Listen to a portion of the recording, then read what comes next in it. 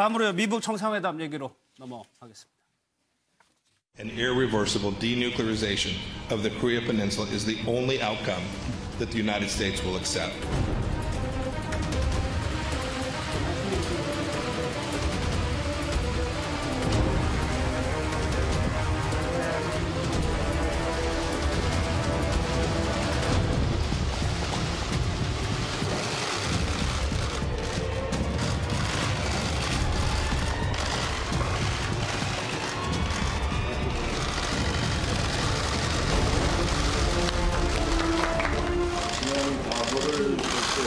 새로운 출발을 하려면 역사적인 일정에 성공하게 됩니다. 세상은 아마 중대한 변화를 보게 될 것입니다.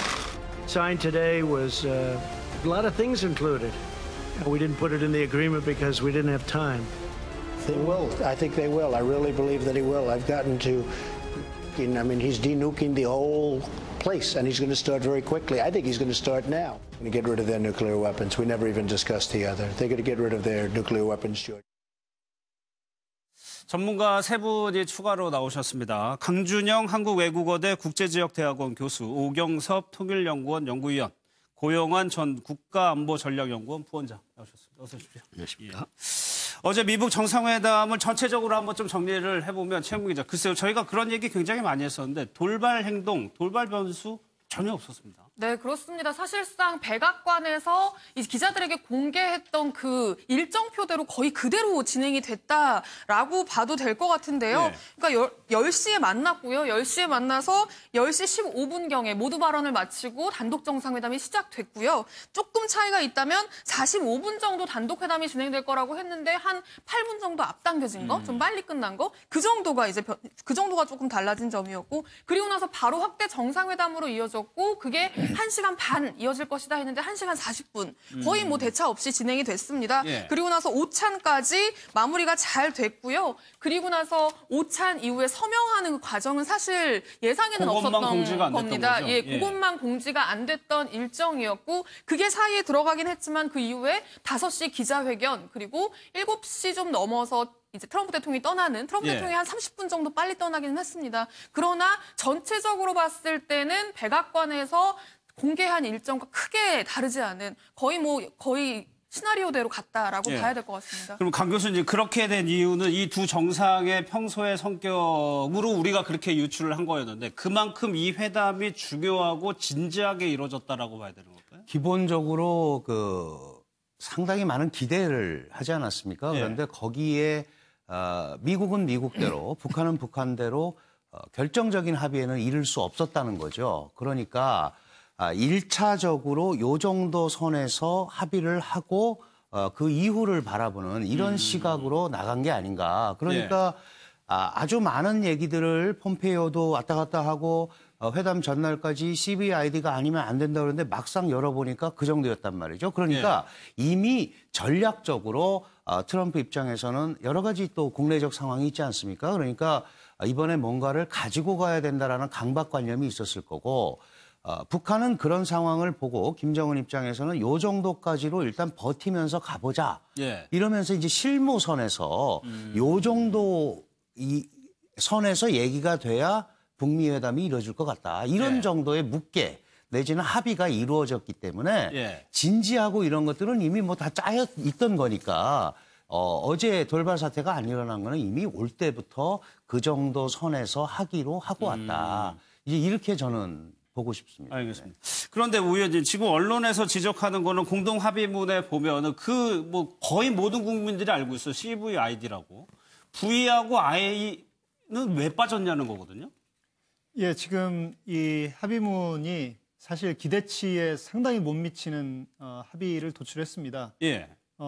미국이 이번 그 북미 회담 전에 계속적으로 얘기했던 게 CVID식 비핵화를 북한이 우선적으로 해야 된다. 그래야 거기에 대해서 반대급부로 북한의 체제 안전을 보장해 줄 수 있다. 이렇게 얘기했는데 사실 많은 우리 국민들도 그렇고 뭐 전문가들도 마찬가지고 또 언론도 마찬가지일 것 같습니다. CVID가 과연 명기되느냐를 굉장히 관심 있게 지켜봤습니다. 그런데 역시 합의문 결과에서 CVID가 빠짐으로써 사실상 이 트럼프 대통령이 이 북미 정상회담에서 과연 김정은 위원장과 합의해서 이 CVID를 그러면 하겠다는 의사를 무엇으로 파악했는지가 상당히 의문이 남는 그런 합의 결과다 이렇게 볼 수 있는데요. 북한에 뭘 보고 트럼프 대통령이 받아들였을까? 예, 그렇죠. 그래서 지금 그 합의문에서 그래도 단서를 찾는다면 폼페이오 국무장관과 북한 측 고위급 대표가 그렇죠. 고위급 회담을 해서 이 비핵화를 해나가겠다 이렇게 얘기했는데 그러면서 또 기자회견에서 트럼프 대통령은 뭐 조속하게 북한이 조치를 취할 거다 이렇게 얘기했는데 과연 그 조치가 무슨 조치인가를 상당히 궁금하게 만드는 지금 상황입니다. 그래서 어찌됐든 앞으로 이 북한 비핵화 문제가 어떤 식으로 갈지는 이 폼페이오 국무장관과 북한 고위급 대표 사이에 회담에서 이 회담이 이루어지고 거기서 과연 북한이 어떤 초기 조치를 취하느냐를 또 지켜봐야 되는 상황으로 지금 가 있습니다. 그래서 이번 합의문은 그야말로 회담 의제를 정한 합의가 아닌가. 출발점을 정한 합의에 불과하다고 볼 수 있겠습니다. 그럼 부원장님, 지금 폼페이오 장관은 그 전날까지도 부인은 꼭 들어가야 된다라고 강조를 했던 거는 북한을 그만큼 압박하려는 의도였을까요? 그러니까 이제 많은 전문가들이 CVID, 웬만한 국민들도 다 압니다. 이제 앵커께서 말씀하신 것처럼 I는 어렵지 않을까. 왜냐하면 핵 과학자들을 다른 업종으로 해서 핵 그림자를 머릿속에서 지어낸다는 건 정말 어렵지 않겠나 이런 생각을 했는데 그래도 V까지는 가능하리라고 본 게 대다수 전문가들의 의견이거든요. 그리고 폼페이오 장관도 그 전날에 나와서 CVID 그리고 V를 굉장히 강조를 했어요. 그래서 저 정도 합의가 나오면 그래도 괜찮은 거다 그랬는데 V는 아무것도 안 나왔어요. 그리고 그전까지 트럼프 대통령이 걸어서 나올 수도 있다. 단 한 번이 기회다. 전략적 결단을 내려달라. 이런 말을 계속하고 만났으니까 그래서 전문가들도 국민들도 기대가 많이 컸는데 결국 나와보는 거 보니까 녹줄자리 정말 아무것도 없는 것처럼 나오고 4.27 선언에서 거의 발전이 없는 식으로 이해될 수 있는 그런 문장이 나왔거든요. 그래서 저희들도 부속 합의서가 있는 거 아니냐. 따로 이면 합의서가 있는 거 아니냐. 계속해서 알아봤는데 결국은 없었고 그 이제 기자회견에서 하다 나니까 좀 약간 좀 의제에 어긋나게 한미 군사연습 중단 문제까지 튀어나오니까 국민들로서는 이게 약간 좀 이상하다. 이게 어떻게 그림이 이렇게 그려지는가 이런 생각을 한 거거든요. 그러니까 아까 저 의원님 말씀하신 것처럼 그런 건 있는 것 같습니다. 첫 발자국은 뗐습니다. 뭐 첫 발자국 그거는 큰 의미가 있는 거죠. 판문점에서 첫 발자국 뗐고 뭐 굳이 평가하자면 트럼프 대통령이 한 5발자국 좀 왔다. 아직 95발자국이 남아 있는데 굉장히 멀고 지루한 길이 될 것이다. 이것이 느낌이 들고 다만 긍정적인 신호를 볼 수 있는 건 폼페이오하고 다음 주에 만나기로 했다. 요거 하나만은 정말 긍정적으로 평가하고 싶은데 트럼프 대통령이 계속해서 뭘 얘기했는가 하면 25년 동안 속아왔다. 북한이 살라미 전술에 계속 속아서 돈만 퍼주면서 계속 시간 타임에서 뺏긴 거 아니냐. 자기는 그렇게 안 하겠다 그랬는데 지금 보면 이게 또 그 식으로 다시 돌아가는 게 아닐까? 그런 우려심을 낳기에 충분한 정상회담이었다. 알겠습니다. 그래서 그런가요? 미국의 좀 외신의 평가는 안 좋은데 그러니까 트럼프 대통령이 미국의 언론하고 인터뷰를 계속하고 지금도 트위터에도 계속적으로 뭔가를 올리고 있단 말이에요. 네, 그렇습니다. 스스로는 굉장히 자평하고 있습니다. 트럼프 대통령이 귀국길에 그러니까 비행기에 타서 가장 먼저 그러니까 저희가 보기에 가장 먼저 한 걸로 추정되는 일이 이제 문 대통령과 전화를 했고요. 문 대통령과 거의 40분 가까이 전화 통화를 하면서 이번 회담 굉장히 잘 됐다라는 점 강조했고 그리고 자신의 SNS에 글도 2번이나 올렸습니다. 비행기 안에서 처음에 올린 글은 잠재적인 핵재앙에서 세계가 한 발 물러서게 됐다. 그러면서 더 이상 미사일 발사도 핵실험 연구도 없다라고 이야기했고 김 위원장 고맙다. 우리가 함께한 날은 역사적이었다라고 굉장히 강조를 했습니다. 그리고 여기서 끝나지 않았고 한 번 더 올렸는데요. 김정은과 굉장히 잘 지냈다라는 부분을 또 한 번 강조를 했습니다. 그러니까는 김정은 위원장과의 어떤 친분, 김정은 위원장과 안면을 트고 이렇게 사이가 이제 관계가 형성이 된 것 자체가 한반도 비핵화에 있어서 굉장히 의미 있는 일이라고 강조를 하는 것처럼 조금 보입니다. 근데 부원장님 지금 이 선언문의 의미를 일각에서는 김정은이랑 그러니까 북한에서는 거의 신과 같은 존재가 서명을 했다는 거는 기존의 합의와는 의미가 다르다 이런 분석도 있더라고요. 뭐 그 분석이 맞을 수도 있고 틀릴 수도 있는데 9.19 정상회담은 9.19 육자회담 선언문은 이거보다 훨씬 더 잘 되어 있습니다. 아주 조선민주주의인민공화국은 뭘 폐기하고 이렇게 딱 되어 있거든요. 그거는 간접 서명한 거죠. 그게 초안이 돼서 김정일 위원장이 후에 올라가서 이제 간접 소명을 받아야 다시 내려온 거 아닙니까? 그런데 이거는 직접 서명을 했다는 데서 그 말이 절반은 맞고 절반은 틀리는 소리인데 결국은 김정은이 사실은 어떻게 보면 검증 가능한 핵 비핵화를 실현하겠다는 말만 써줬으면 트럼프 대통령 낯도 살고 자기도 괜찮았을 것 같은데 양보를 안 했다는 거죠. 그러니까 최선희 외무성 부상하고 송김 대사하고 도대체 판문점에서 무슨 이야기를 해고받았는지 그걸 잘 모르겠고 결국은 큰 합의 없이 그냥 봉합한 거 아니냐.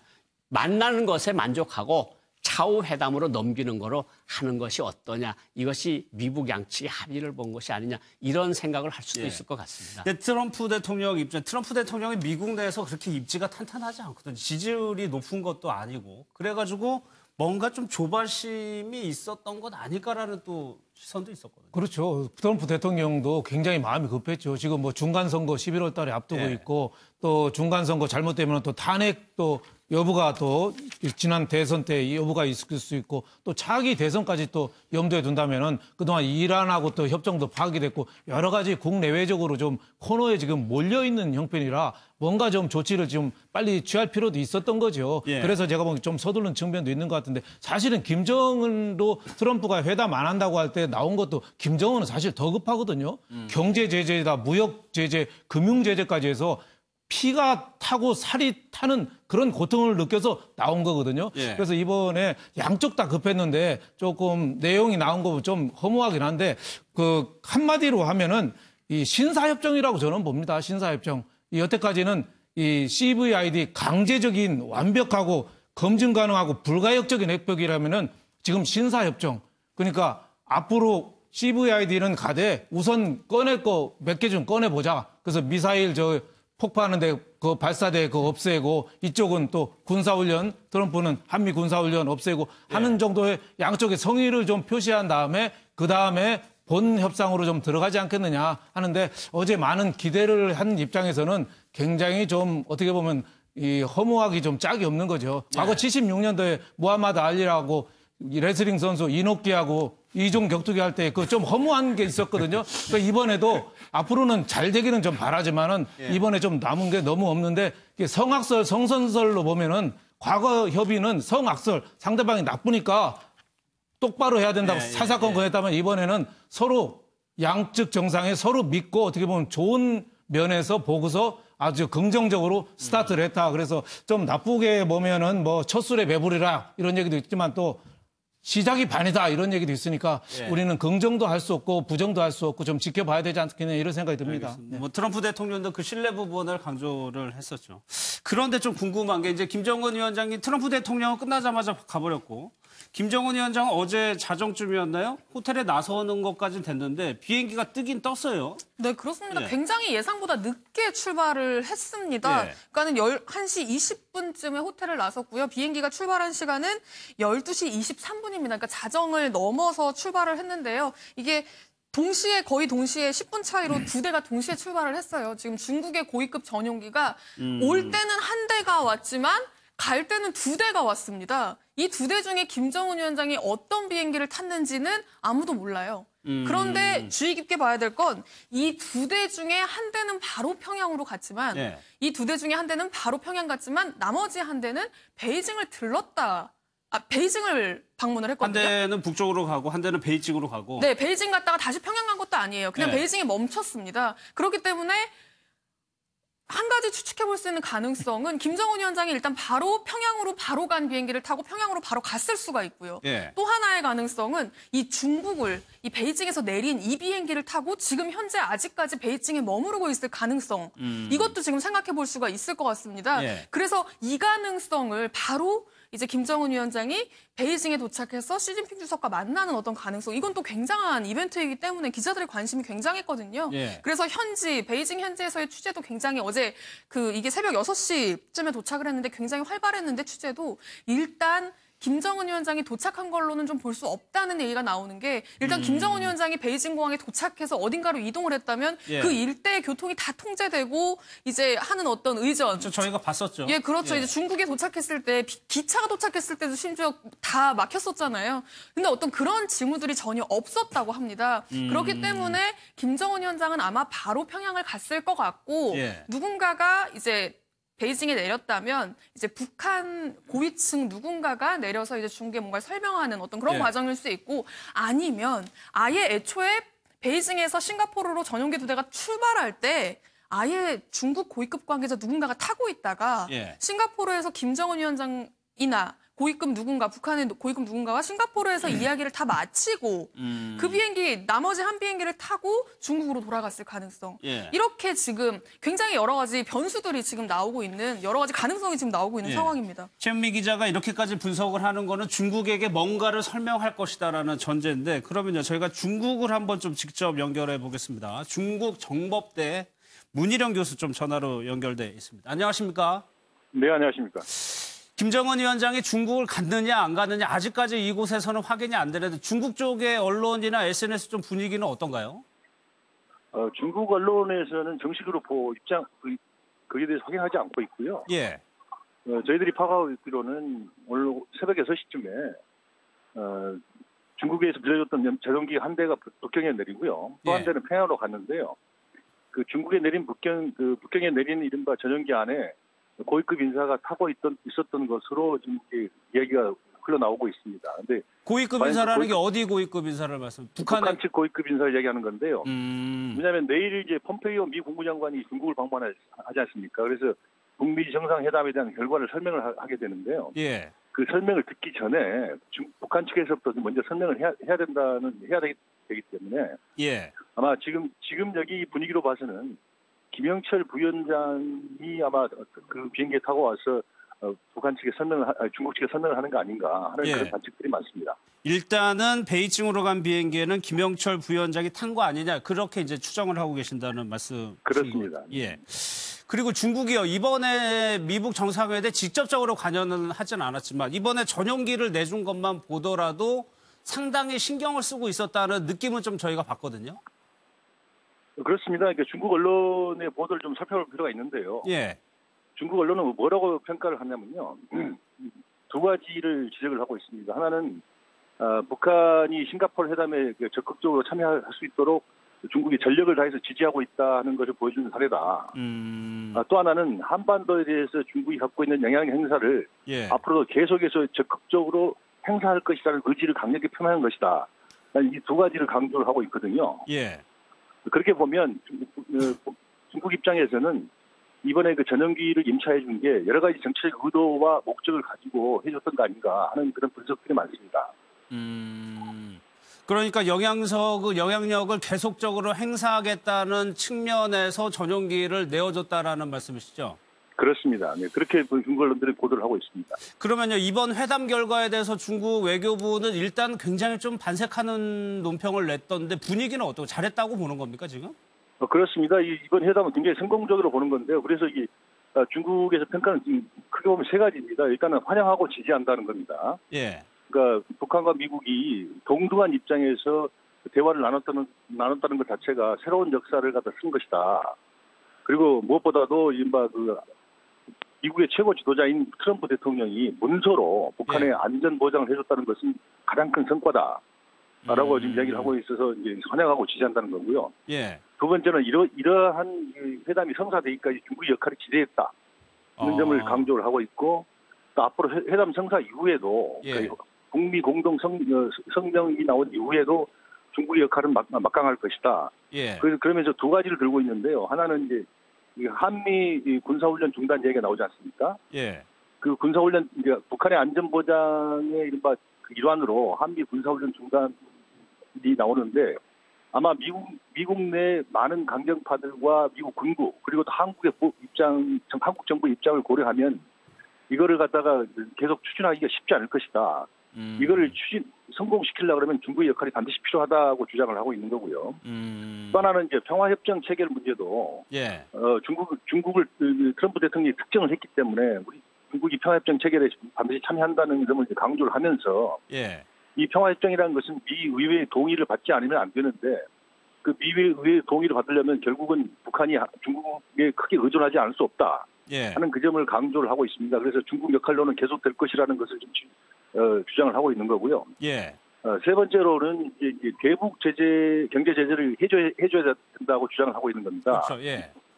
그거는 왜냐하면 이제 그 북한이 비핵화의 프로세스 이미 들어섰기 때문에 그 비핵화에 대한 적극성을 유지하도록 해주려고 그러면 뭔가 보상을 해줘야 되는데 그 다는 아니더라도 일부 경제 제재에 대해서는 해결을 해줘야 북한이 적극성을 계속 갖고 있지 않겠느냐. 예. 그래서 대북 경제 제재 일부를 해제해야 한다는 그 주장을 지금 중국은 하고 있습니다. 예. 그렇다면 김정은 위원장이 회담 전에 중국을 2차례나 방문하고 이제 그러면은 북중의 관계는 정상적으로 오히려 더 우호적으로 변했다고 봐야 되는 건가요? 북중 관계는 사실상 이제 그동안 계속해서 북중 관계가 난조에 빠졌던 것은 그 핵심에 북한 핵 때문에 그렇습니다. 예. 근데 그 북한 핵을 김정은 위원장이 본인이 직접 전 세계를 상대로 핵을 폐기하겠다고 이른바 비핵화를 하겠다고 공개적 약속을 했기 때문에 중국의 입장에 본다면 북중 간의 그 갈등은 해소된 겁니다 이미. 그래서 북중 간의 그 과거의 전통적 우호 관계를 회복하고 앞으로 예. 더욱더 북한을 중국의 영향권 내에 묶어두려면은 북한을 더욱더 밀착시켜야 되기 때문에 앞으로 북한에 대한 원조라든가 북한에 대한 배려라든가 이런 많은 그런 정책들이 나올 것으로 저는 이쪽에서는 관측을 하고 있습니다. 알겠습니다. 교수님 연결 고맙습니다. 네, 감사합니다. 예. 문희룡 교수, 강 교수님, 문희룡 교수, 그러니까 현지의 추측을 보면은 누군가는 지금 중국에 내려가지고 이 회담 결과를 설명하고 있을 거라는 거거든요. 당연히 그렇게 해야겠죠. 예. 아무래도 실제로 최고 지도자가 내려서 설명하기는 굉장히 어렵고요. 잘 아시다시피 지난번에 시진핑을 김정은이 만나고 나서 김정은이 변했다. 그래서 나 회담 못하겠다. 이제 이렇게까지 그렇죠. 갔던 것 아니겠습니까? 그러니까 그런 그 빌미를 제공할 일은 전혀 없는 거죠. 그러니까 다른 지금 뭐 여러 가지 상황을 이렇게 유추를 해보면 김영철 부위원장이 확실히 가서 예. 이런 얘기들을 하고 있는 것 아닌가 이렇게 봐야 될 것 같고 그건 뭐 똑같습니다. 예를 들어서 폼페이오도 우리나라 와서 그렇죠. 회담 결과 설명해야 되고 대통령 만나죠. 같은 걸로 하는데 지금 이제 중국 같은 경우에 지금 문희룡 교수가 설명을 했지만 그 북한을 끌어들이기 위해서 7년간 안 만나줬던 김정은을 만나줬어요. 네. 그것도 2번에 걸쳐서 만났고 미국 페이스로 끌려가지 말라라는 압박도 계속 넣고 근데 사실 북한이 그럼 과연 정말 중국한테 올인할 거냐 저는 또 그렇게 보지는 않습니다. 왜냐하면 여러 가지 상황을 비추어 볼 때 이 UN 제재, 대북 제재나 이런 거를 하다 보니 경제 제재가 강화되는데 북한이 중국에 대해서 너무 과도하게 의존을 하다 보니까 예. 다른 그 목줄이 거기에 딱 잡혀버리면 옴짝달싹을 못하게 되는 거죠. 그러니까 아마도 김정은의 입장에서는 미국, 그다음에 우리 한국 이런 데를 다양하게 끌어들이면서 이 루트를 좀 다양화하려는 생각은 하고 있을 거예요. 다만 지금 이 상황에서는 예. 역시 든든한 백그라운드를 하나 두는 게 좋지 않겠느냐. 그래서 예. 실제로 이 6.12 북미 정상회담이 혹시 잘못될 걸 대비해서 보험을 들었다. 지난번에 첫 예. 번째 방문했을 때 그런 얘기를 했었잖아요. 그래서 김정은 위원장이 무슨 생각을 하고 있는지는 잘 모르겠지만 일시적으로는 지금 북한과 중국이 같은 스타일의 방향을 설정하고 있고 그것은 또 마침 주한미군 문제 또는 한미연합훈련 중단 이것까지 얘기하는 상황이 되다 보니까 이게 중국이 계속해서 얘기했던 쌍중단 그 얘기입니다. 예, 그러니까 북한은 핵과 미사일 실험을 그만두고 한국과 미국은 연합군사훈련 중단하면 그러면은 그 다음 걸로 넘어갈 수 있지 않겠느냐. 예. 어떻게 보면 그런 스타일로 간단 말이죠. 그러면 이게 저희가 상식적으로 생각할 수 있는 거는 그럼 옛날처럼 똑같이 가는 거 아니냐. 예. 그런데 트럼프가 분명히 얘기했습니다. 그 단계적을 수용 안 하려고 하다가 할 수 없이 수용했거든요. 그러면 신속한 단계적 비핵화를 해야 되는데 예. 이게 과연 잘 될 거냐. 지금 어제 같은 이 합의문을 가지고서는 그거를 이행할 방법이 지금 별로 없어 보이거든요. 다만 안 할 수는 없습니다. 트럼프도 국제사회에 아무도 다루지 못했던 김정은을 만나서 정말 역사적인 일보를 내디뎠고 김정은도 자기네 노동신문이나 이런 데 통해서 완전한 비핵화로 간다라고 얘기했고 중국도 그거 믿고 하는 거란 말이죠. 예. 그러니까 본격적인 게임은 지금부터 시작됐다 이렇게 예. 봐야 될 것 같습니다. 트럼프 대통령도 김정은이 북한으로 들어가서 뭔가를 할 거라고 이제 얘기는 했었어요. 근데 어제 부원장님 김정은 위원장이 동선을 한번 보면은 회담은 2시 넘어서 끝났단 말이에요. 삼병식이. 그러고 나서 3시 넘어가지고 호텔로 들어가고 한참을 머물렀어요. 거기서. 이거는 왜 그렇다고 봐야 되는 거예요? 아무래도 중국 쪽하고 사실 뭐 중국 비행기가 사실 미리 왔었어야 되는 게 맞는데 중국 비행기가 좀 늦게 떠났어요. 그건 그 이유는 잘 모르겠어요. 그건 네. 좀 시간이 지나야 될 것 같은데 좀 시차를 두고 2대가 떠났거든요. 그게 도착하는 시간이 워낙 늦었어요. 네. 싱가포르에. 뭐 그래서 뭐 어떤 말까지 돌았는가 하면 실제로 또 다시 싱가포르 하루 방문 더 있고 더 싱가포르 관광하는 게 아니야. 네. 이런 추측도 나왔었거든요. 근데 실제로 밤늦게 떠났고 지금 뭐가 이해가 안 되는가 하면 북한이 김정은이가 평양에 돌아갔으면 쭉 간부들 서고 이제 중앙통신이 뭐 경리하는 김정은 원수님께서 뭐 싱가포르 방문을 마치고 도착하셨고 뭐 이런 열렬한 환영을 받으면서 귀국하셨고 어느 간부들이 영접을 했다. 이런 게 나와야 되는데 또 이런 게 안 나오고 있어요. 중앙통신에서도. 그렇다고 해서 또 중국 쪽에서도 뭐 도로 통제를 했다거나 SNS에도 뭐 올라오는 것도 없고. 그러니까 갑자기 지금 김정은 위원장의 행적이 어떻게 된 거냐. 근데 뭐 떠날 때부터 수수께끼 007 작전이었고 네. 돌아가는 것도 역시 007 작전인 것 같습니다. 아니 북한 내부의 상황을 보면 이번에 노동신문이나 조선중앙통신을 보면은 싱가포르에 가 있는 상황에서도 보도를 해왔단 말이에요. 그렇죠. 그렇다면 그 정도의 큰 성과를 거두고 온 지도자라면은 들어왔을 때도 뭔가를 해야 되는 게 맞는 거잖아요. 그렇죠. 뭐 아주 열렬한 환영을 받아야죠. 예. 뭐 평양 시민 전체가 나와서 열렬한 환영을 해야 되는데 그 환영을 했다는 소리도 없고 예. 도착했다는 소식도 없고 다만 싱가포르에서 큰 역사적인 성과를 거뒀다는 것을 노동신문 그냥 칼로 사진으로 도배를 했거든요. 그런데 김정은 위원장이 도착했다는 소식, 환영을 받았다는 소식은 없고 그렇다고 중국에 도착해서 중국 사람들하고 만나고 있다는 그런 징조도 없고 정말 이거 찾아보기가 힘든 것 같습니다. 그럼 오 의원님은 어떻게 보세요? 오늘 노동신문을 보면 거의 화보집을 방불케 할 정도로 대대적으로 보도를 했단 말이에요.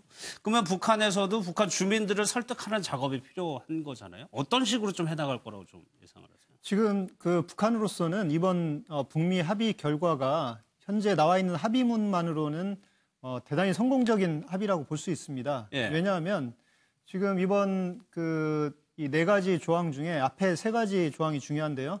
새로운 그 시대의 요구에 맞게 북미 관계를 개선하겠다고 북한이 얘기했는데 새로운 북미 관계를 수립하기로 지금 1항에 약속을 했습니다. 그렇죠. 그리고 두 번째 2항은 미북 간의 평화 체제를 구축하기 노력한다. 이렇게 지금 돼 있고요. 3항은 한반도의 완전한 비핵화를 위해서 노력한다. 지금 이렇게 돼 있습니다. 그렇기 때문에 이 3가지 정도 항은 북한으로서는 충분히 그동안 주장해왔던 내용을 거의 반복하는 내용이기 때문에 북한 내부에서는 굉장히 대단히 성공적으로 김정은 위원장이 협상을 하고 왔다. 이렇게 평가할 수 있는 가능성이 대단히 많고요. 특히 북한이 그동안 이 북한이 원하는 비핵화에 대해서는 특히 이제 이 중요한 게 비핵화 문제인데 이 비핵화에 관해서는 김정은 위원장도 몇 차례 얘기한 적이 있습니다. 적대시 정책이 철회되고 체제 안정이 보장되면 핵을 가질 이유가 없다. 비핵화를 하겠다. 근데 그 비핵화는 한반도에 조선반도에 비핵화를 한다. 이렇게 그런 주장을 계속적으로 해왔기 때문에 사실상 이 문구로 김정은 위원장이 트럼프에게 굉장한 양보를 했다. 이렇게 해석될 수 있는 구석은 한 군데도 없습니다. 예. 그러면 부원님 좀 궁금한 것이 이 평양이나 북한 주민들은 갑자기 김정은 위원장 싱가포르를 가더니 미국 대통령과 같이 회담을 하는 사진들을 어느 날 이렇게 보게 된단 말이에요. 그러면 그동안 북한 주민이 가져왔던 미국 사람들에 대한 인식과 정반대로 지금 가고 있는 거잖아요. 그게 어떤 식으로 또 다시 돌릴 수 있는가 하면 북한이 계속해서 지난 68년 동안 주장해왔던 것이 정전협정이 평화협정 체제로의 전환입니다. 그 평화체제 구축입니다. 그것이 북한 외교의 가장 중요한 목표이고 그것을 아버지, 할아버지도 수행을 못했는데 지금 김정은 위원장이 지금 수행을 하고 온 거 아닙니까? 그러니까 북한 주민들로서는 굉장히 이게 진짜 우리 지도자가 대단하다는 것을 인정시키는 거고 두 번째는 결국은 미국 대통령이 우리 원수님이 담대한 결정에 굴복하고 마주 앉았다. 그런 식으로 선전할 거나 그건 충분히 가능하죠. 그러니까 김정은의 지도력 앞에 트럼프 대통령이 결국 무릎을 꿇었다는 선전이 북한 주민들한테 먹혀 들어갈 가능성이 굉장히 높고요. 그리고 북한 주민들이 또 어떤 생각까지 할 수 있는가 하면 이제까지 미국 때문에 못 살았다 그랬는데 미국하고 저렇게 합의를 보니 우리 생활이 이제 완전히 활짝 꼽히겠구나. 이런 기대를 가지는 거죠. 이게 시간이 끌수록 이것이 기대가 사그러지겠지만 오늘 당장으로서는 어쨌든 북한 주민들은 우리 지도자가 대단한 일을 하셨다. 미국 대통령을 끌어안혔고 관계 개선을 하자 그랬고 평화체제 구축을 하자 그랬으니까 이제는 전쟁도 없고 우리한테 경제적 번영만 있고 먹고 사는 문제가 해결됐다. 이런 식으로 연결이 되면 지도자로서는 할아버지도 아버지도 못 이룬 그 공을 이룬 거죠. 반감이 생기는 게 아니라 오히려 그렇죠. 기대를 하게 만드는 그렇죠. 말씀이시죠.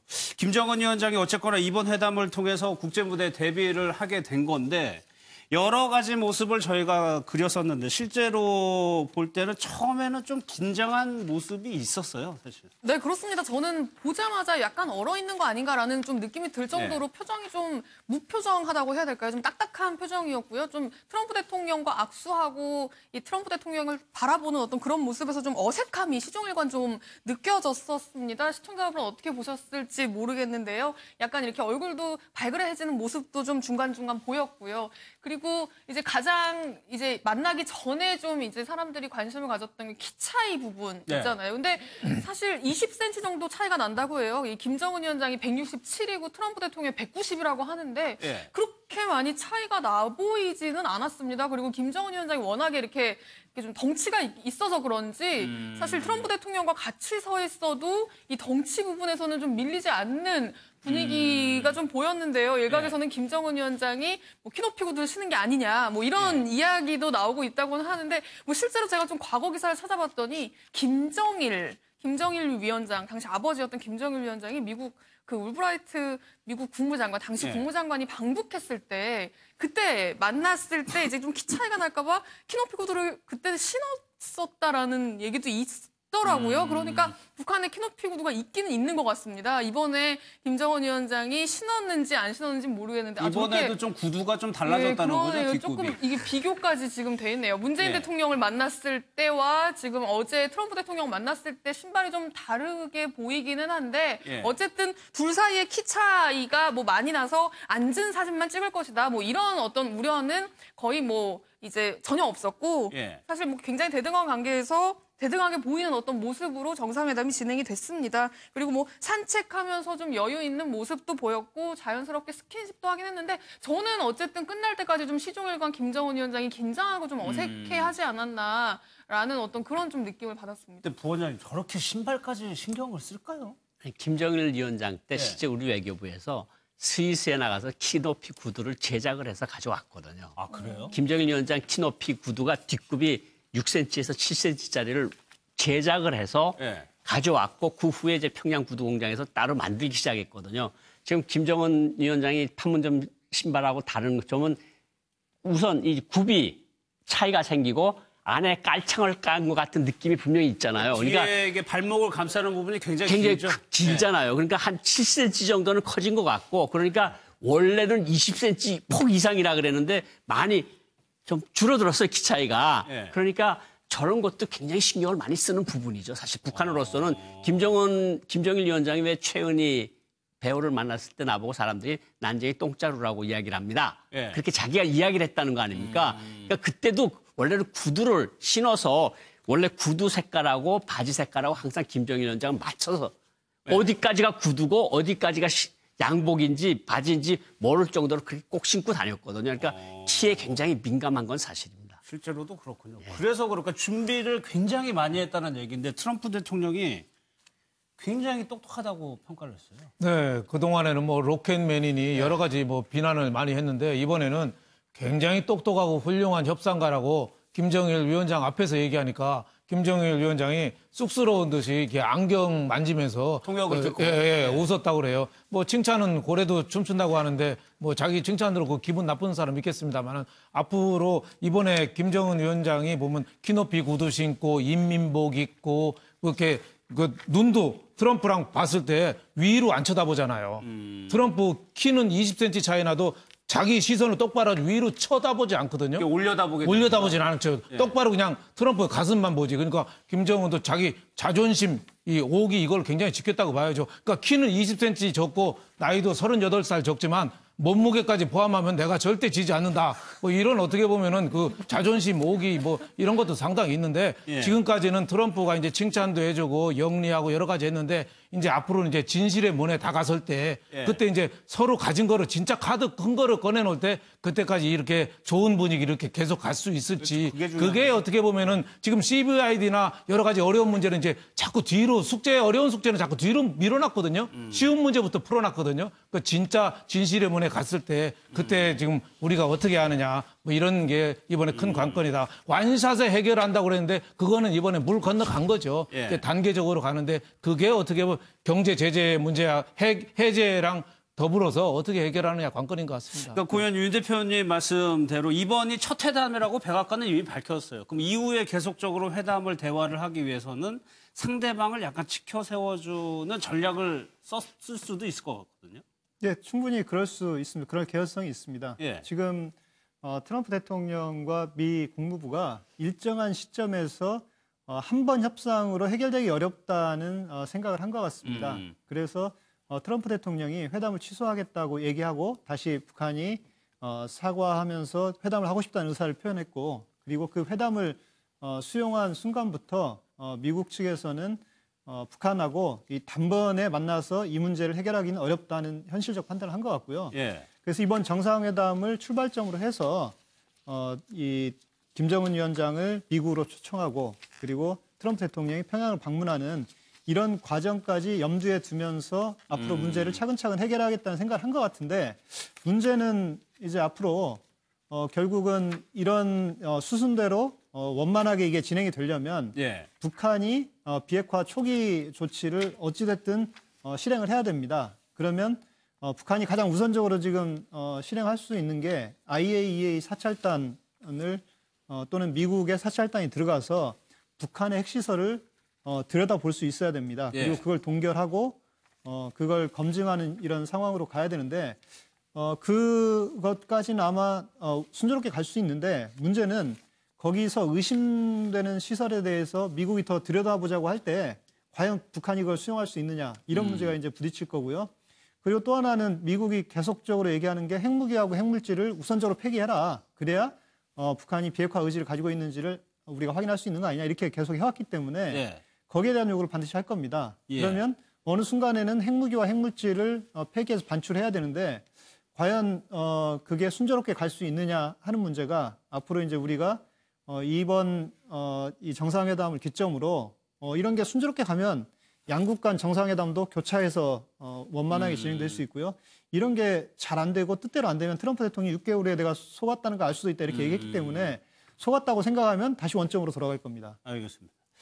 이제는 좀 정상회담 이면의 좀 장면들을 저희가 좀 살펴볼 텐데 가장 먼저요. 펜이에요, 펜. 저희가 어제 시간에 봤는데 정성스럽게 펜을 닦고 소독하는 모습을 봤는데 정작 그 펜을 안 썼어요. 네, 그렇습니다. 회담이 시작되기 직전에 북측 경호원이 저 놓여져 있던 김정은 위원장 앉을 자리 위에 놓여져 있던 저 볼펜을 직접 무언가로 굉장히 꼼꼼하게 닦으면서 소독하는 모습을 저희가 봤는데요. 과연 저 펜을 또 사용할 것인가 굉장히 주의 깊게 지켜봤는데 이번에도 역시나 김여정 부부장이 뒤에 서 있다가 이제 김여정 위원장이 직접 김여정 위원장이 자신의 주머니에서 꺼낸 펜을 쥐어줬고 그 펜을 사용해서 서명하는 모습을 보여줬습니다. 그러니까 아마 저거는 김정은 위원장이 혹시 이제 실수로라도 저 펜을 쓸까 봐 이제 저것도 이제 여분으로 소독은 해놓는 것 같은데 이제 보통 이제 펜에 독이 있는 만약의 사태를 우려해서 신변 안전을 완벽히 하기 위한 조치다라고 이제 일본 언론은 이야기를 일본 신문이 보도한 겁니다. 일본 언론은 이야기를 한다고 했는데 펜을 이용해서 이게 독이 들어갈 가능성이 있는지 모르겠지만 어쨌든 북한에서 최고 존엄을 위해서 굉장히 각별하게 신경 쓰는 모습들이 어제 회담에서도 곳곳에서 드러났다고 봐야 될 것 같습니다. 저 장면일 때 김여정 부부장이 이제 모습을 이제 드러낸 건데 이거 왜 실제로 이러는 겁니까? 일본 신문 분석이 맞아요? 사실은 경호원이면 자기가 제일 믿는 경호원들만 이번에 특별히 뽑아서 데려간 거 아니겠습니까?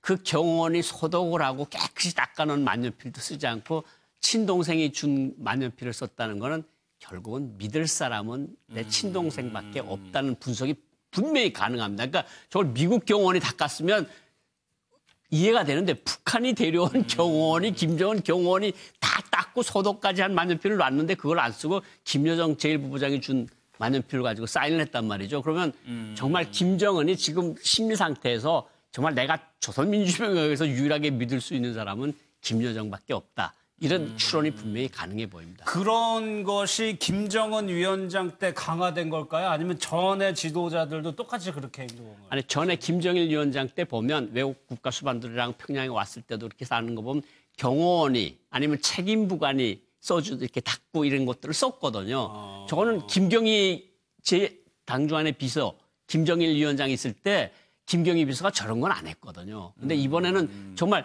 김정일, 김경희 조합보다 김정은, 김여정 조합이 훨씬 일을 더 가깝게 많이 진행을 하고 있다. 이런 건 분명히 알 수 있습니다. 그러니까 이번에 회담에서 김여정 부부장이 회담장에 들어가거나 하지는 않았지만 여전히 우리가 남북 정상회담 때 보던 모습 그대로 김정은을 좀 보자는. 그렇죠. 이번에 뭐 그 펜도 직접 갖다 주고 그 공항에서부터 여러 가지 수행을 계속 하고 옆에 사인할 때도 옆에 뒤에 서 있었지 않습니까? 거기 저게 보면은 김일성만 해도 기업으로 말하면 창업자예요. 창업자, 창업 동지도 많고 같이 동료의식이 있어서 같이 가는데 3세로 넘어왔거든요. 3세로 넘어와서 나이가 어려요. 그러니까 믿을 사람이 없고 더 외롭고 어떻게 보면 그러다 보니까 더 권위적이 되는 거죠. 그래서 고모부에 대해서 고사포로 숙청하고 그 이복형 김정남도 암살하고 독극물로 압살하고 그런 게 어떻게 보면은 세상에 대한 불안감 이런 게 김정은이가 겉보기는 더 그 뭐 트럼프 얘기는 성격이 좋고 스마트하고 하다지만은 실제 내부에는 그만큼 불안감이 크다는 거 그리고 세상에 믿을 사람이 없다는 거 그래서 어떻게 보면은 앞으로 비핵화 회담을 해가는데 저런 불안 요인이 좀 장점이 될 수도 있지만 큰 단점이 될 수도 있다. 등소평이가 중국 개방을 할 때 맨 먼저 한 게 뭐냐면은 사상 개방이거든요.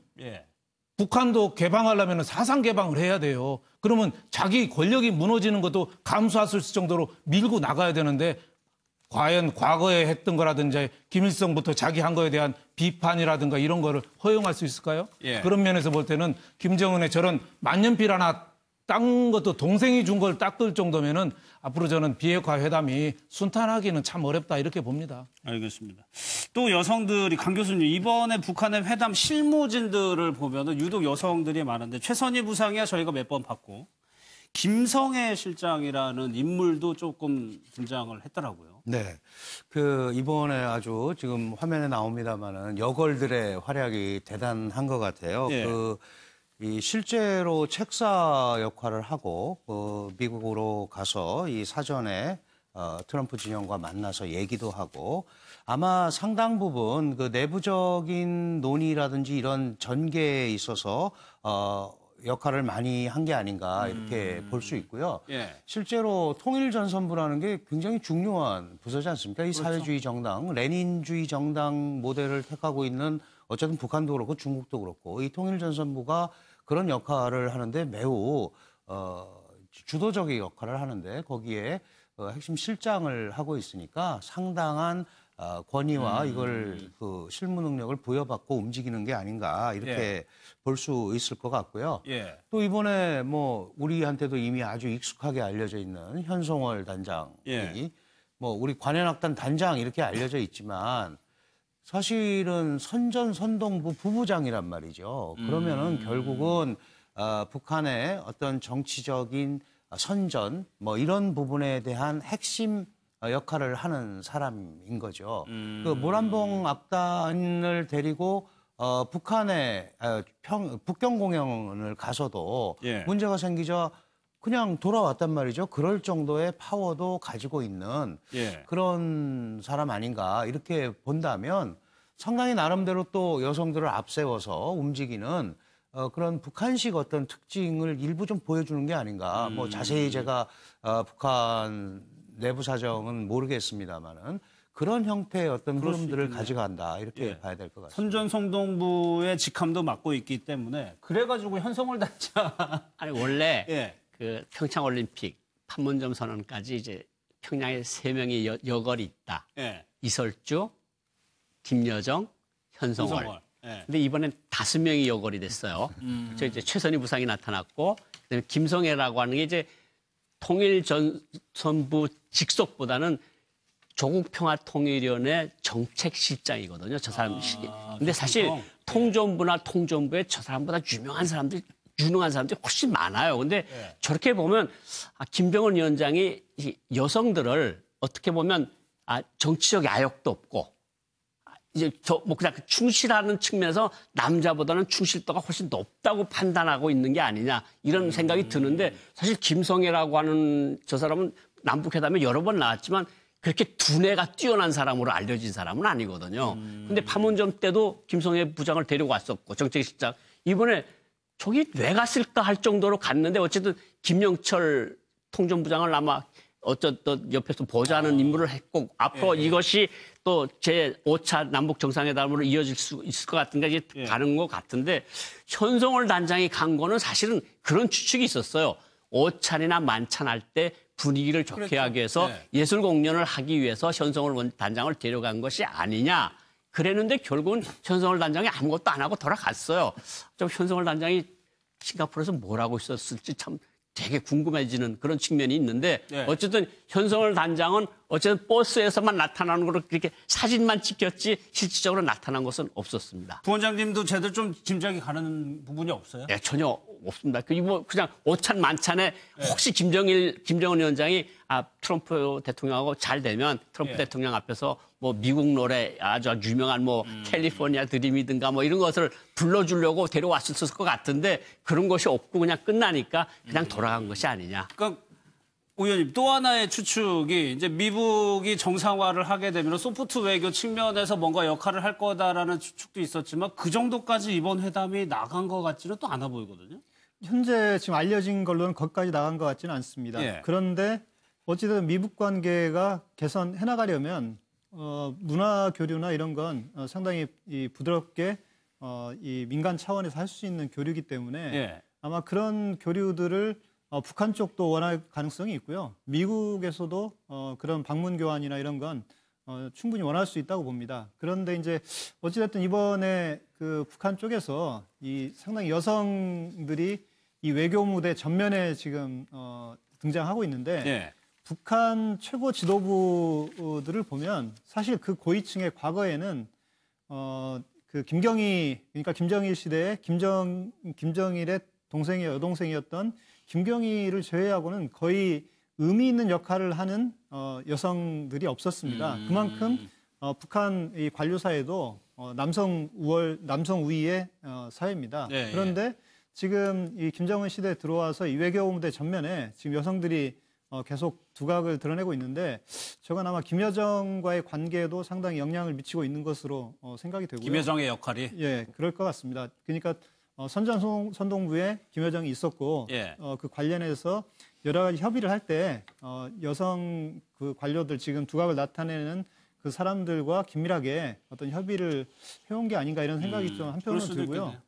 또 다른 한편으로는 실제 그 여성들이 협상 대표로 나왔을 때 상당히 상대방의 양보를 받아내는데 상당히 더 장점이 있습니다. 그래서 그런 점 때문에 또 여성들이 이 협상 대표로 전면에 등장하는 게 아닌가 이런 생각이 들고요. 현성월 단장은 뭐 그동안 그 활약이 이 문화교류나 이런 데서 상당히 그 두각을 나타냈기 때문에 앞으로 미북 관계 이 개선을 좀 장기적으로 북한이 끌고 가려고 한다면 적극적으로 문화교류를 추진할 것으로 생각이 됩니다. 알겠습니다. 다음 얘기는 그야말로 이제 뒷얘기인데 북한의 경호원들 김정은 위원장이 이제 밤에 이제 싱가포르를 외출했을 때 경호원이라고 하면은 김정은 위원장을 보호해야 되는 사람들인데 길을 잃었었어요. 네, 이게 이제 뒷얘기로 지금 전해지는 소식인데요. 저희가 어제도 전해드렸는데 김정은 위원장이 시티 투어 시내에 막 투어를 할 때 보통 평소에는 김정은 위원장 경호원들이 기자들한테는 휴대전화 꺼내지 마라, 노트북 꺼내지 마라, 심지어는 주머니에 손을 넣는 것도 못하게 했거든요. 예. 그러니까 말 안 들으면 바로 퇴장시키고. 근데 그 시내 투어 현장에서는 일반인들이 카메라를 찍고 휴대전화로 막 찍고 하는 어떤 것에도 제재가 없었거든요. 이게 도대체 이유가 뭐냐, 뭔가 의도가 있는 거 아니냐라는 의견이 좀 분분했는데 일단 경호원들도 시내 투어 하는 어떤 일정이나 이런 걸 제대로 숙지를 하지 못해서 자기들 본인들도 뭔가 좀 혼동이 있었던 것 같습니다. 예. 그러니까 어떤 상황이었냐면요. 그 11시 20분경에 싱가포르 마리나베이 샌즈 호텔 그 스카이 광장 그 옥상을 김정은 위원장이 쭉 둘러보고 나왔잖아요. 예. 나와서 바로 차를 타고 다른 곳으로 이동을 하는 과정이 있었는데 그 이동하는 과정에서 이제 북한의 경호원 4명이 이 김정은 위원장의 일행을 놓친 겁니다. 네. 놓치고 나서 이제 너무 당황을 해서 싱가포르 경찰하고 막 이야기를 하고 있는 와중이었던 거예요. 근데 그 와중에 싱가포르 경찰하고 이 북측의 경호원들은 말이 안 통하잖아요. 그렇죠. 영어랑 네. 북한 이제 우리나라 말로 하게 되니까 이제 말이 안 통하니까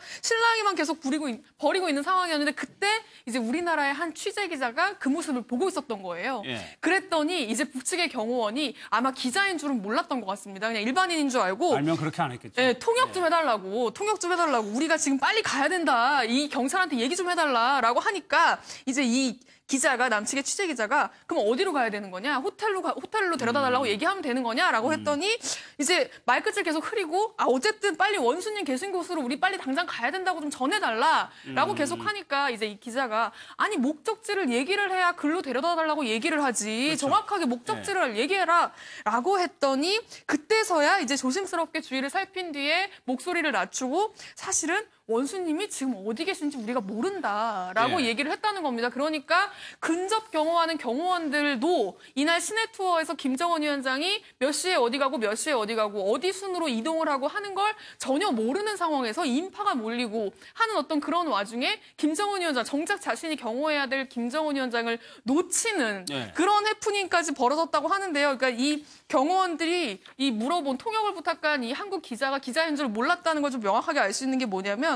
그 실랑이를 벌이는 와중에서도 이 북측 경호원들이 싱가포르 경찰한테 통역을 이 기자한테 부탁을 한 거거든요. 무슨 통역을 부탁했냐면 저 입구에 있는 기자들 좀 치워달라고 얘기해달라는 얘기를 했다는 겁니다. 네. 그러니까 아마 기자인 줄 모르고 이제 얘기를 한 것 같은데 예. 어쨌든 이 북측 경호원들이 이제 뒤에서 이렇게 혼란스럽게 길을 못 찾고 헤매는 모습들이 예. 한국 기자에게 포착되면서 이렇게 보도까지 된 건데 이 보도를 이제 북측에서도 볼 텐데 예. 이분들이 어떻게 좀 뭐 혼나는 거 아닌지 모르겠습니다. 아니 그런데 이런 상황 참 저희는 그 김정은 위원장의 벤치를 둘러싸는 그걸 봐왔기 때문에 굉장히 꼼꼼하고 철저하게 경호를 하고 이건 사실 경호의 구멍이거든요.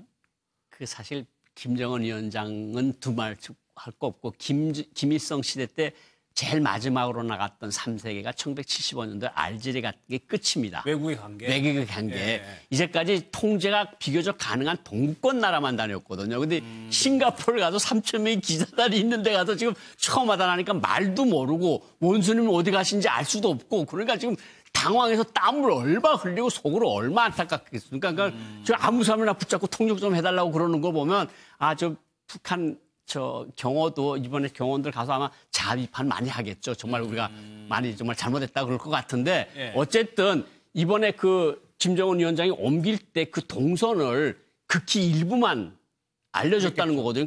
그러니까 경호원들도 모르니까 원수님 놓쳤다고 지금 막 뛰어다니는 거 아닙니까?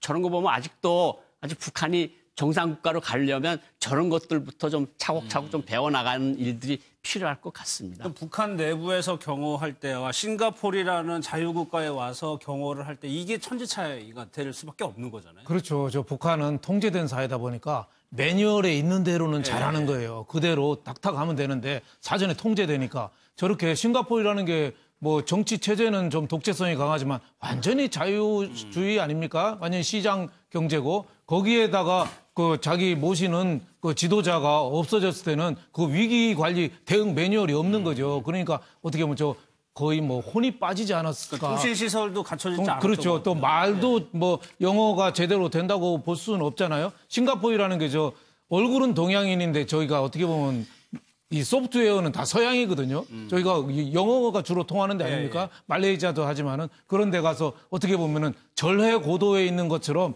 경호원들이 상당히 당황했다. 여태까지는 김정은 차 타고 찐박질만 잘하면 됐는데 이제는 어디 위기 관리 예측까지 해야 되니까 어떻게 보면 앞으로 뭐 미국에서 정상회담 할지 또 다른 나라 갈지 이번에 싱가포르이 큰 공부가 되지 않았느냐 싶습니다.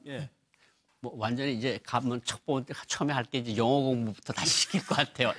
이것도 진짜 외국어 좀 알아야 되겠다. 어디 있느냐, 어디로 가느냐 이런 말까지도 지금 모르는 상황 아니겠습니까? 그리고 북한 같으면 여기다 다 끼고 듣고 하겠는데 아마 싱가포르니까 그 통신망이 작동 안 했을 가능성도 있고요. 그러니까 지금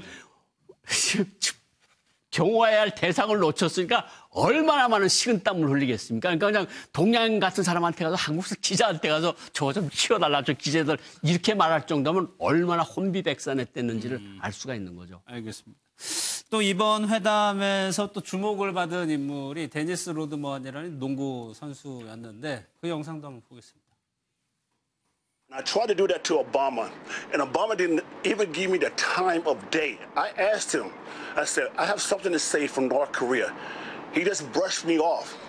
When I said those things, when I said those damn things, when I went back home, I got so many death threats. I got so many death threats when I was sitting there protecting everything. And I believed in North Korea. And when I went home, I couldn't even go home. I couldn't even go home. I had to hide out for 30 days. I couldn't even go home, but I kept my head up high, brother. I knew things were going to change. I knew it. I was the only one. I never had no one to hear me. I didn't know one had to see me.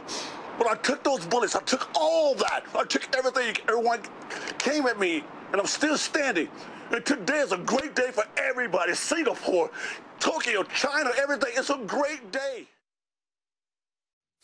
저도 저 인터뷰를 방송을 할 때 직접 봤는데 데니스 로드먼은 굉장히 억울했던 것 같아요. 자기가 김정은에 대해서 그렇게 얘기했는데 왜 그동안에 안 들어줬느냐. 네, 그러니까요. 트럼프 대통령이 굉장히 똑똑한 협상가다 어제 강조를 했잖아요. 그런 사람이고 나는 이미 알고 있었다라면서 굉장히 억울함을 표출한 건데요. 어제 싱가포르 현지에 와 있었죠. 어제 새벽에 도착해서 아마 현지에서 미국 언론과 현장 인터뷰를 한 것 같은데 그 과정에서 이제 한 이야기가 당시에 내가 방북해서 돌아왔을 때 미국에서 굉장히 살해 협박까지 받을 정도로 굉장한 비난을 받았다는 거죠. 왜 학살자. 어떻게 보면 그런 사람에게 가서 그렇게 희낙락하고 돌아온 거냐. 왜 이제 그 북한으로 인해서 어떻게 보면 좀 인권이 많이 핍박받고 있는 사람들은 외면한 거냐 뭐 어떤 이런 식의 비난을 굉장히 많이 받아왔었고 심지어는 살해 협박까지 받아서 집에도 못 들어갈 정도였는데 그때 김정은 위원장이 자신을 만났을 때 한 이야기가 있다는 거죠. 나 미국 대통령 만나게 해달라. 그때부터 그 얘기를 했다는 거예요. 그렇죠. 나 오바마 대통령 만나게 해달라. 내가 해결할 수 있다. 이 문제 해결할 수 있다고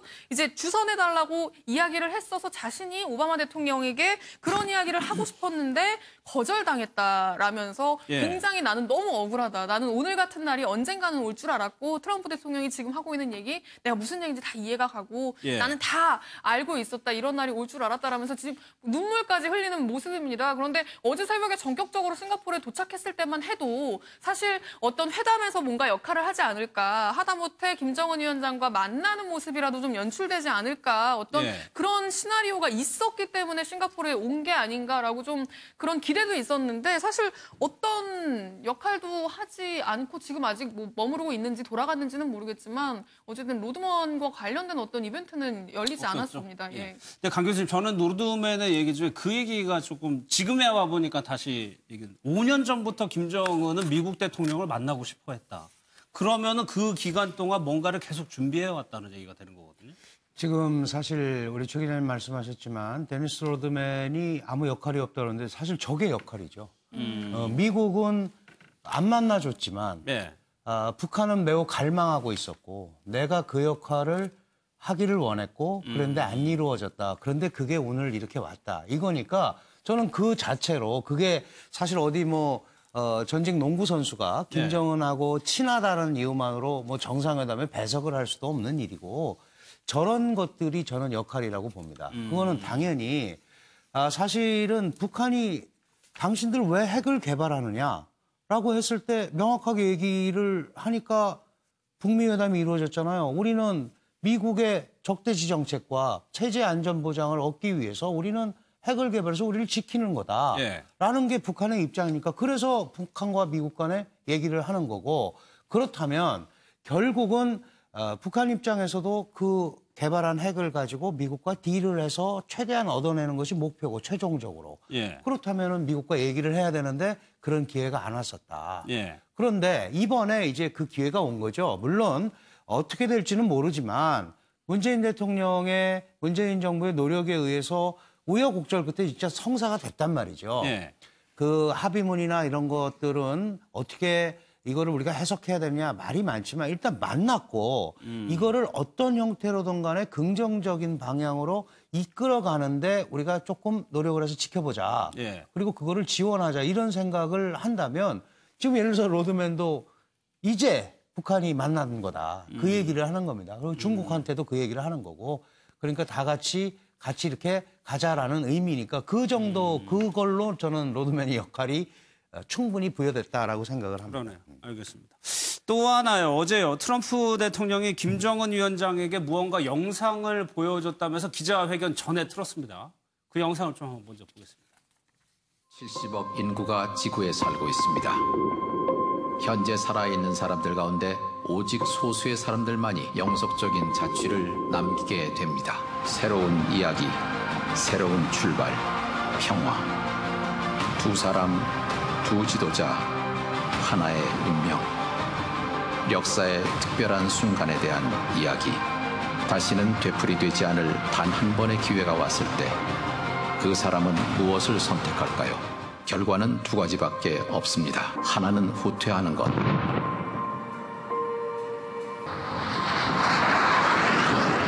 아니면 다른 하나는 전진하는 것.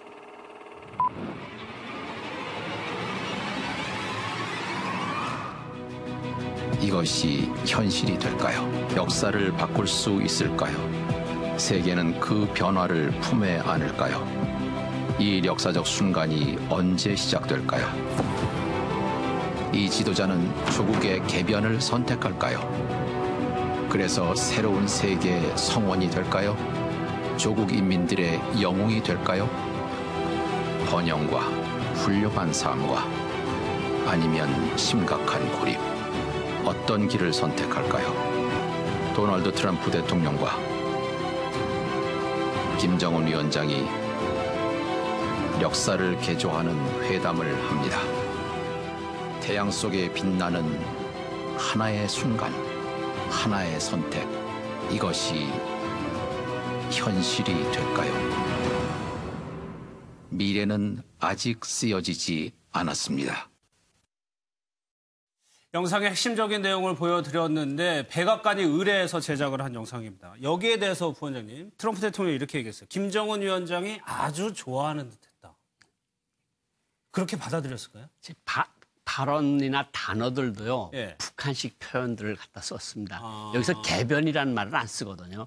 북한이 제일 싫어하는 게 이제 개편, 개혁 이런 것들을 싫어하는데 그런 말을 안 쓰고 개변이라고 썼어요. 저는 북한 말고 새로운 역사라고 하지 않고 새로운 역사라고 발음을 하거든요. 저기서. 그러니까 당신 내가 나하고 같이 이렇게 전진할 거야?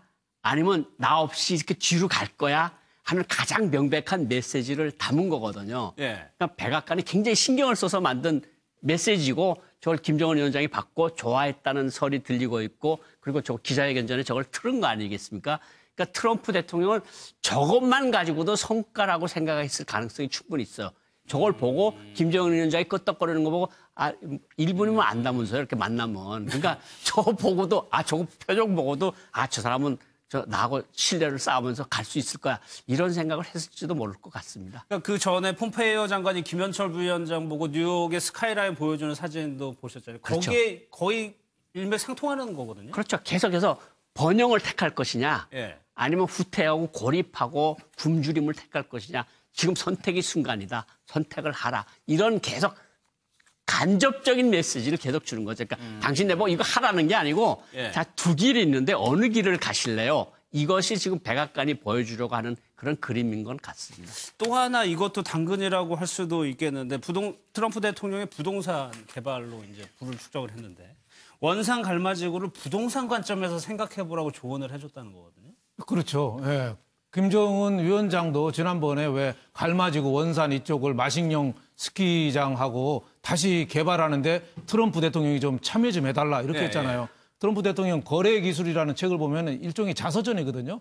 아버지는 조그만한 그 주택 건설업자 정도밖에 안 됐어요. 근데 본인은 세계적인 디벨로퍼, 부동산 개발업자로 키웠거든요. 우리 여의도에도 뭐 트라이엄프인가 뭔가 그 주상복합이 있는 것처럼. 그러니까 트럼프 대통령하고 김정은하고 어떻게 보면 그런 면에서 이게 딱 맞는 거죠. 그 원산 갈마지구부터 그 참여하고 부동산 개발을 좀 본격적으로 좀 해줘라 하니까 어떻게 보면 이번 트럼프 대통령이 CVID나 이런 제재, 회초리, 채찍을 든 것보다는 오히려 당근 개발해서 우리 함께 가자 뭐 이런 쪽으로 당근을 제시한 건데 그러니까 핵 포기가 북한 경제에 이익이 되도록 이렇게 끌어가는 거죠. 그건 상당한 일리는 있다고 봐요. 지금 북한이 2014년 무역 의존도가 52%였거든요. 세계 평균이 한 60% 됩니다. 그러니까 밀수까지 합하면은 북한 무역 의존도가 지금 60% 세계 평균을 넘을 정도로 크고 또 국민들의 북한 인민들의 그 장마당 의존도가 한 70% 정도 된다 그래요. 그러니까 북한 경제가 지금 굉장히 다급하고 급하거든요. 그러니까 김정은한테 저런 비전을 보여줌으로써 변화를 이끌어내는 거, 그건 뭐 상당히 긍정적으로는 보입니다만은 제가 아까도 뭐 말씀드렸습니다만은 중국의 등소평가 도광량의 개혁 개방할 때 맨 먼저 한 게 사상 개방이었거든요. 근데 김정은이가 이 미국 트럼프의 지원을 얻는 건 바라지만 그렇게 통 크게 사상 개방까지 열고 나갈 수 있을까? 그런 당근 정책의 또 한계도 앞으로 가면서 분명히 좀 느껴질 거다. 저는 이렇게 생각합니다. 오 의원님 또요. 트럼프 대통령이 이제 미국 언론하고 인터뷰를 많이 했는데 그때 뭐라고 얘기를 했냐면 사업가 집감으로 김정은을 믿는다 이런 표현을 썼어요. 사업가, 그러니까 본인이 사업가적으로 여러 협상을 해오고 많은 사람을 만나왔더니 믿는다라고 얘기를 했거든요. 그 얘기는 뭐 트럼프의 생각이기 때문에 트럼프 대통령이 믿는 걸 제가 뭐라고 얘기할 필요는 없을 것 같고요. 다만 중요한 그 믿음의 근거는 결국 지금 트럼프 대통령이 김정은 위원장과 정상회담에서 핵심적으로 이야기를 한 건 북한이 과연 비핵화 의지가 있느냐 그렇죠. 이 부분이고요. 지금 영상이나 이런 거에서도 계속 그 나와 있는 건 결국 비핵화하면 북한이 잘 살 수 있다. 김정은 위원장이 북한을 잘 살게 하고 싶은 생각이 있다면 비핵화를 해라. 그러면 북한은 번영할 수 있다. 이 길을 선택하라는 걸 지금 계속 얘기를 하고 있는 겁니다. 그러면 트럼프 대통령이 거기에 대한 정보를 김정은 위원장에 대한 정보를 여러 경로로 수집을 했을 것으로 생각이 되고 북한이 비핵화 문제를 어떻게 생각하고 있는지에 대해서도 많은 보고서가 올라왔을 것으로 생각이 됩니다. 그리고 그런 거에 기반해서 일정하게 김정은 위원장이 비핵화에 대한 의지가 있다 이렇게 볼 수는 있는데 문제는 북한이 비핵화 의지에 대해서 항상 얘기를 할 때 그 예전에 핵 개발을 할 때도 계속 얘기했던 논리는 그런 겁니다. 미국이 적대시 정책을 하고 북한이 고립되고 생존 위협을 느끼기 때문에 체제 안전을 보장하기 위해서 우리는 핵을 개발한다. 이렇게 얘기를 하면서 핵을 개발했습니다. 그렇죠. 핵 폐기 논리도 동일하게 지금 같은 논리로 북한은 이야기를 하고 있습니다. 그러면 트럼프 대통령 입장에서는 북한이 핵을 폐기할 의지가 있다 이렇게 볼 수도 있고 해석할 수 있는 여지는 충분히 있습니다. 그러면 거기에 대한 안전 보장을 해주면 북한이 비핵화로 갈 수도 있다 이렇게 생각할 수 있는데 문제는 우리 같이 이 북한 문제를 오랫동안 이 연구해온 이 전문가들의 입장에서 보기에 북한의 논리는 사실 이 논리만 가지고 북한이 진짜 비핵화 의지가 있는지를 확인하기는 굉장히 어렵고 이번에 트럼프 대통령에게 기대를 걸었던 건 이 북미 정상회담 합의에 기대를 걸었던 건 실제로 북한이 행동을 할 수 있는 비핵화를 실천할 수 있는 합의를 이끌어낼 수 있다고 봤기 때문에 상당히 기대를 걸었던 겁니다.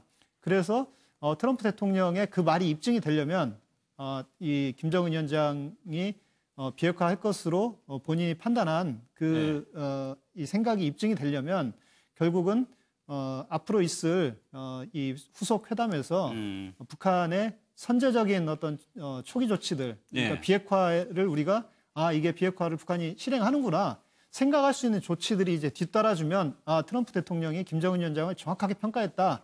우리가 이렇게 얘기할 수 있을 것 같습니다. 알겠습니다. 또 하나 이것도 어제 저희 시간 때 조금 뭐 설명을 해드렸었는데 캐딜락 원웨이라고 그 비스트를 이렇게 문을 열어서 보는 장면이 있었단 말이에요. 네, 그렇습니다.